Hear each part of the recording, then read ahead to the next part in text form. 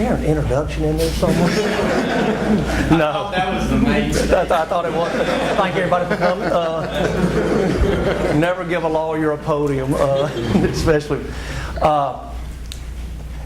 Harlan asked, said, what are you going to talk about? And I said, well, I'm going to talk about what I think are the characteristics and traits of a great trial lawyer. And being the typical smart aleck and cynic he is, he says, oh, this is going to be your autobiography then, is that right? I told Jim I didn't want him to go into my father. I am a third generation lawyer. Several of y'all, the young ones, know my son Bennett, who is now a fourth generation lawyer. And from the time I was a teenager, I knew I wanted to be a trial lawyer. And to this day, I wonder what would I do if I ever had to have a real job. At a relatively early age, whenever there was a big trial that was going to be tried and somebody good was coming to town, and I would start noticing, I said, now what is it, why is it that jurors pay more attention when this lawyer stands up as opposed to when that lawyer stands up? Why is it they seem to, the traits and the appeal? And I started just keeping a little mental list. Let's go into it. All right, I'm going to list them. Number one, and I'll tell you when I go to number two. Because this number one is a little bit long, and you're going to we're going through the whole list.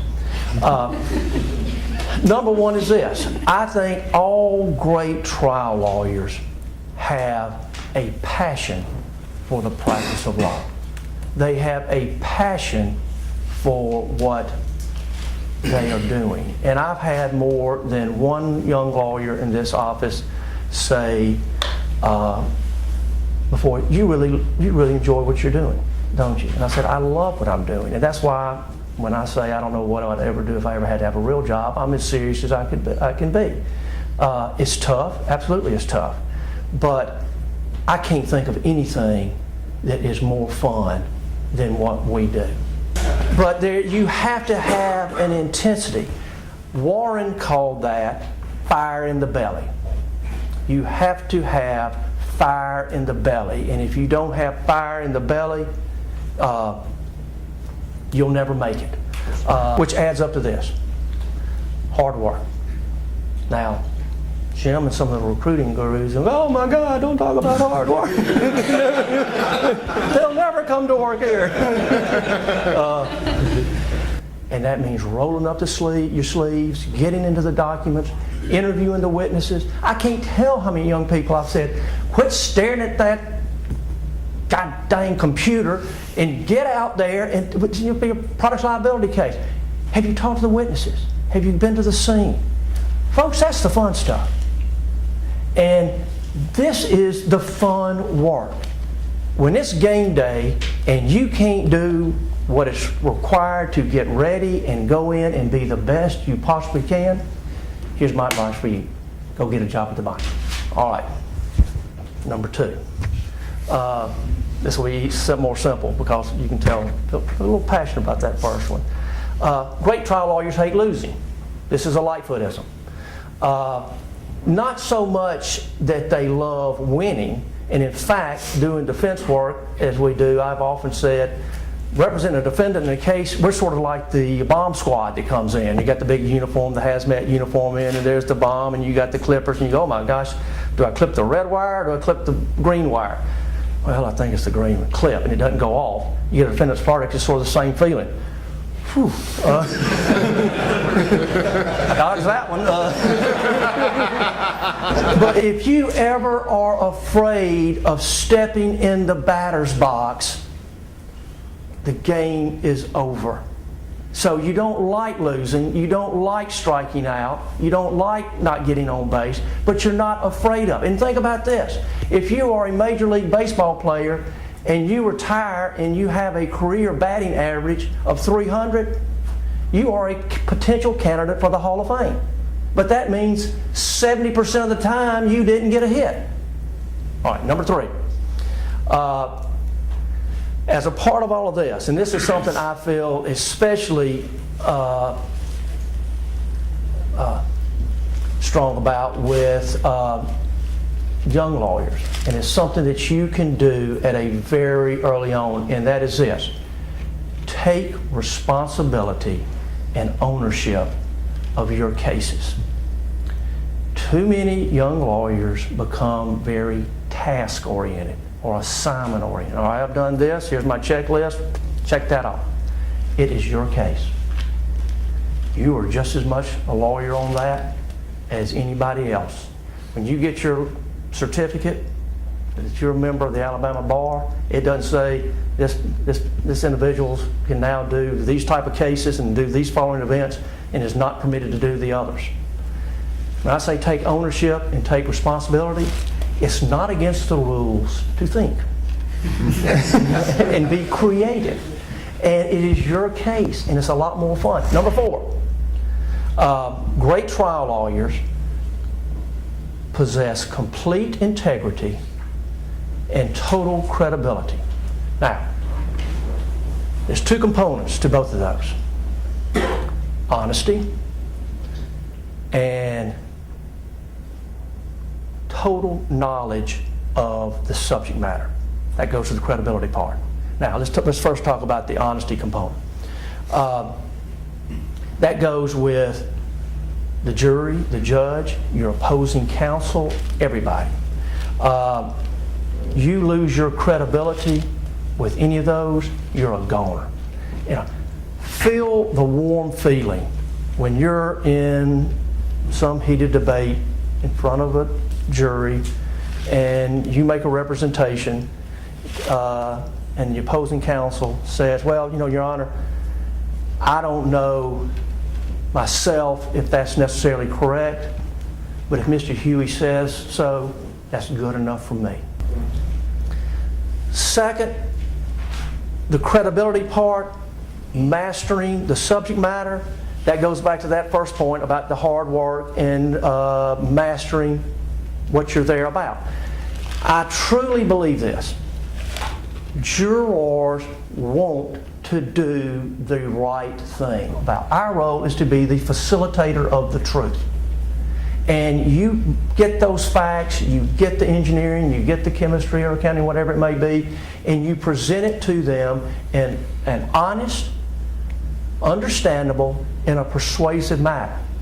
After a while, the jurors will start to figure out, this person knows what in the world they're talking about. They haven't misled me. They're bringing information which is helping me reach my decision and do the right thing.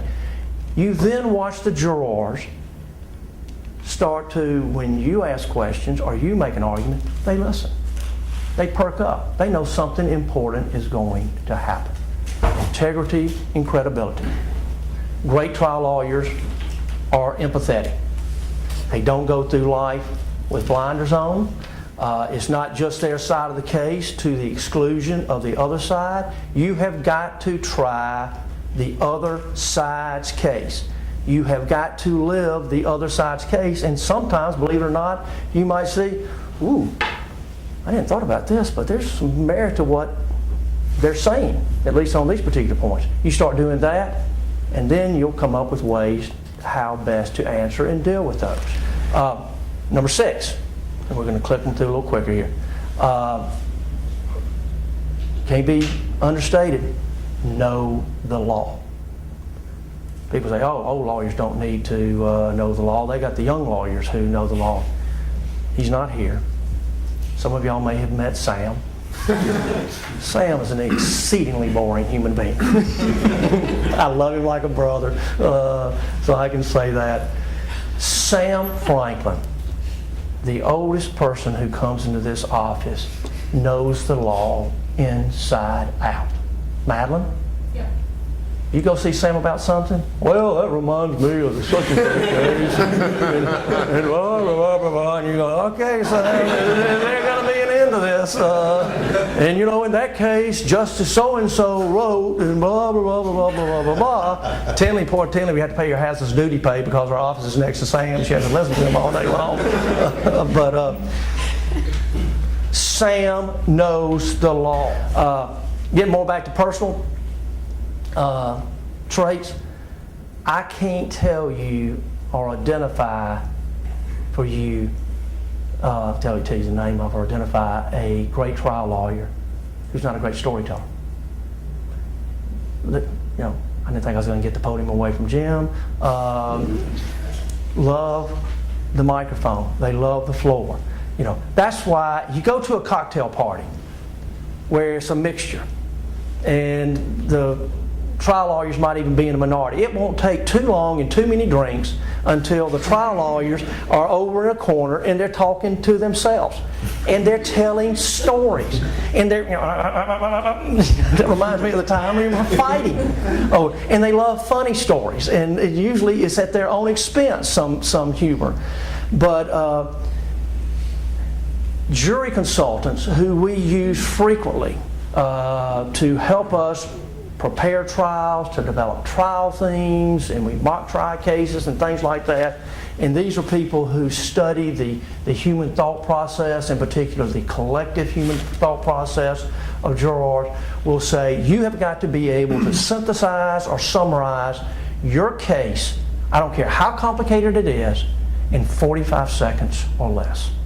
Ooh, we've taken 45 depositions in this case. What do you mean 45 seconds? And produce 1 million documents.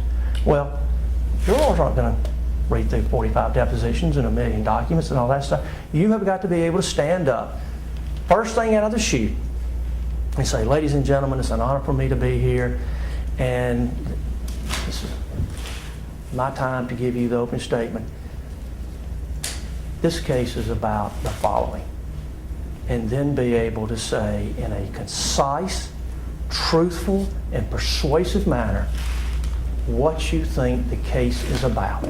And you have got to do that in 45 seconds or less. Number 8, don't take it personally and don't get personal. The great Bibb Allen, Chris's father-in-law, I think tried over 1,000 jury trials to verdict. And people would say, oh, Bibb, place like comes saying, oh, you know, Bibb, you don't want to try this case, I'm gonna beat you in this one. Bibb would look at him and say, I had 2 planes shot out from under me in World War II. You think I'm worried about losing this case? He said, and as he used to always say, his favorite statement was, I wasn't driving that logging truck. So, number 9, my personal favorite. Great trial lawyers are by nature nosy. They're curious. They're gossips. They can't stand it when somebody knows something that they don't know. Kind of goes back to those storytelling things. But as a byproduct of that is all great trial lawyers are prodigious readers. They read everything. They read the newspapers. They read magazines. They read novels. They read nonfiction. They have an insatiable curiosity for information. Number 10, good work habits. Not just quantity. We talked about that. While that's important, but it's quality. You're going to have a lot of demands on your time. And it's difficult, but can you realize, my gosh, I can be working, because cases, if you really get into them in lawsuits, you can spend as much time on them, at least some of them, as you want to spend on them. And it takes management skills and learning what's important and what's not important, and to set priorities. I don't know a great trial lawyer who didn't learn from another great trial lawyer.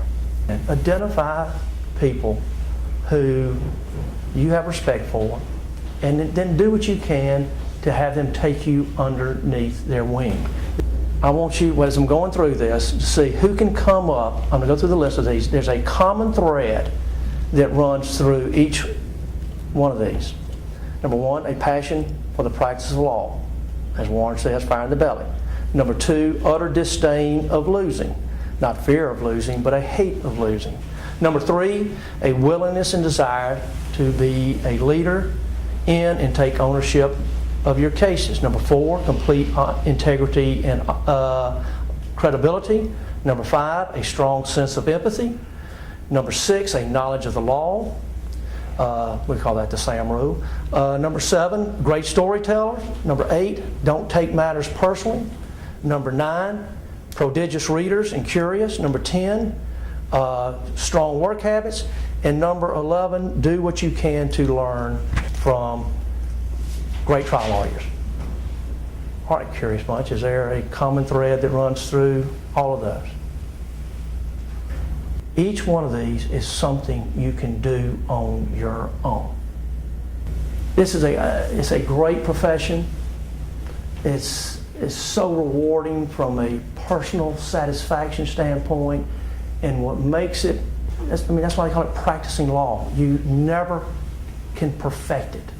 There's no such thing as perfection. It's like that 300 hitter in baseball. There's always a better way to hit a major league baseball, fastball when it's coming at you.